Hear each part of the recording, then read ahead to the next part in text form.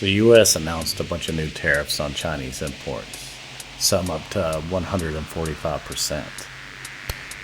But now they're quietly exempting smartphones, laptops, semiconductors, stuff like that.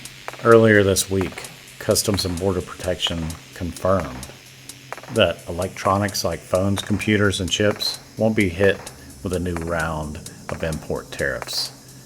The tariffs were part of a broader push targeting products from China. And the official line is that exempting electronics is about keeping costs down for U.S. consumers.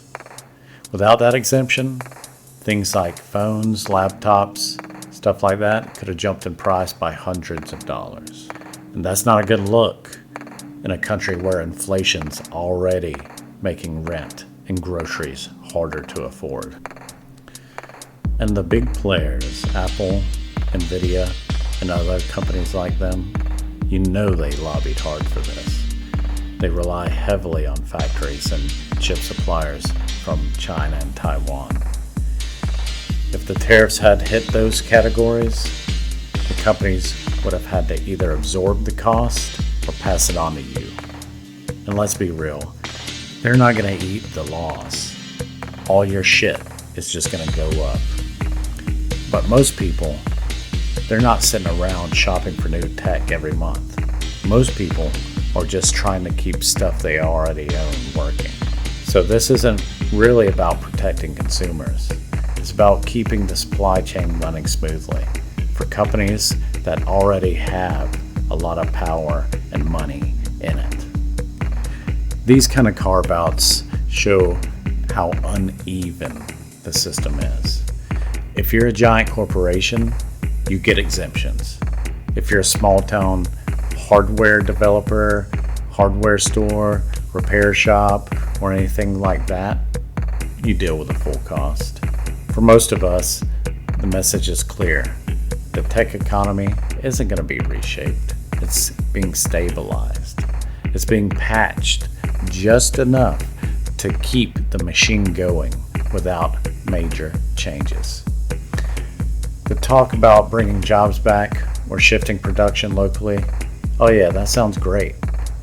But this exemption kind of proves that those promises aren't really a priority. And this is really just a bit of speculation, but one of Trump's kids, he was talking about either buying or starting up some company to mine Bitcoin and try to become the largest onshore mining company of Bitcoin.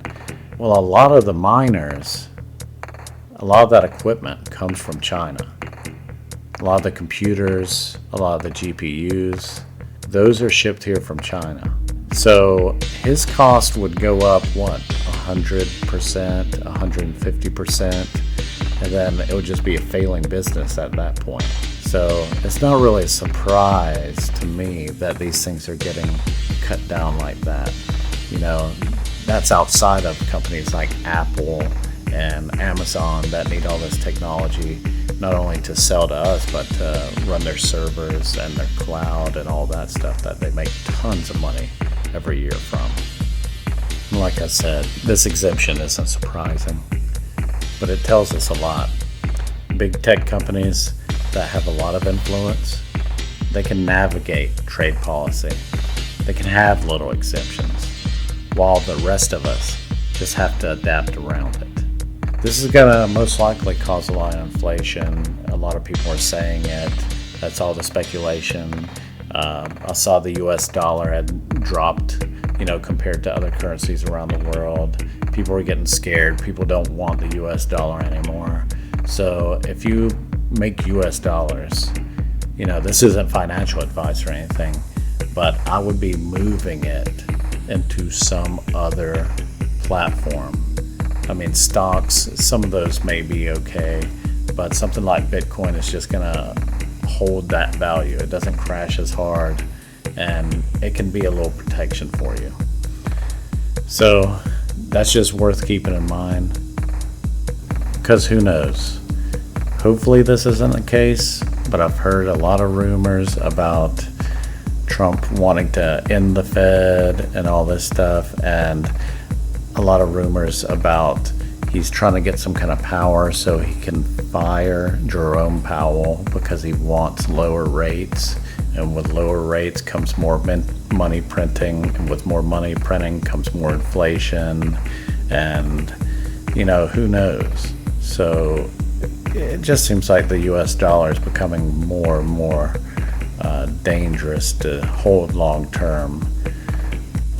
Well, that's the end of my bullshit financial advice or non-financial advice. That's not financial advice. Don't listen to me. I'm just some guy. Anyways, that's the news, and I hate it. This is PunkSec. I'm out.